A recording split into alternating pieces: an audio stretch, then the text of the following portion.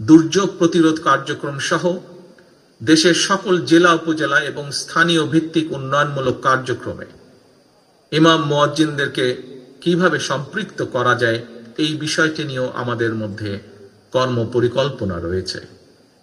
কর্মজীবনে যিনি যে পেশায় নিয়োজিত হতে চান কিংবা যেই চাকরি করতে চান, এর জন্য প্রয়োজন সততা, সক্ষমতা, যোগ্যতা এবং দক্ষতা। দেশের লক্ষ লক্ষ মসজিদগুলোকে কেন্দ্র করে আরো কি ধরনের উদ্যোগ গ্রহণ করা যায় এ ব্যাপারে আপনাদের কাছ থেকে সুনির্দিষ্ট পরিকল্পনা এবং সুপারিশ আমরা আশা করছি। সম্মানিত ইসলামিক স্কলার্স, ইমাম, খতিব এবং ওলেমা মাশায়েখ বৃন্দ,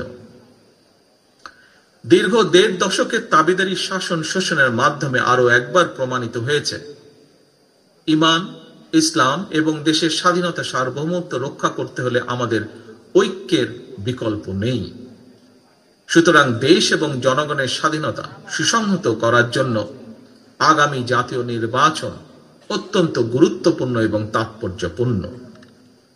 প্রিয় দেশ বরেণ্য সম্মানিত ওলেমা মাশায়েখগণ, একজন বিশ্বাসী মুসলমান হিসাবে এবার আমি আমার একটি প্রত্যাশার কথা আপনাদের সামনে ব্যক্ত করতে চাই।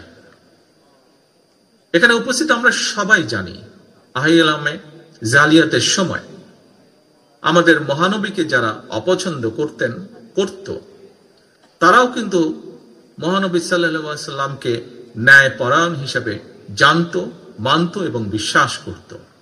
মহানবীর ন্যায়পরায়ণতা নিয়ে মুসলমান, অমুসলমান, বিশ্বাসী, অবিশ্বাসী কারো মধ্যেই কোনো সংশয় ছিল না।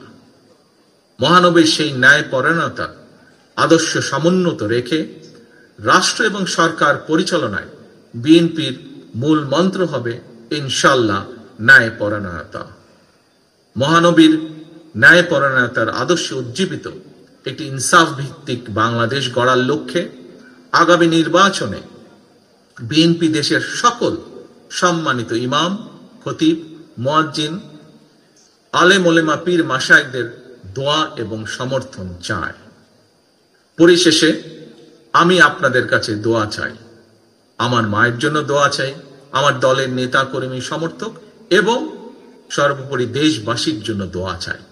দেশ এবং জনগণের কল্যাণে আল্লাহ যেন আমাকে এবং আমাদের দলকে প্রতিটি সৎ কর্ম বাস্তবায়নের সুযোগ দেন, এজন্য আপনাদের দোয়া, সমর্থন এবং সহযোগিতা চাই। পরিশেষে এত সুন্দর একটি অনুষ্ঠান আয়োজনের জন্য আজকের অনুষ্ঠানের সভাপতি সহ আয়োজক বৃন্দকে, সম্মিলিত ইমাম খতিব পরিষদকে আন্তরিক ধন্যবাদ জানিয়ে আমার বক্তব্য শেষ করছি।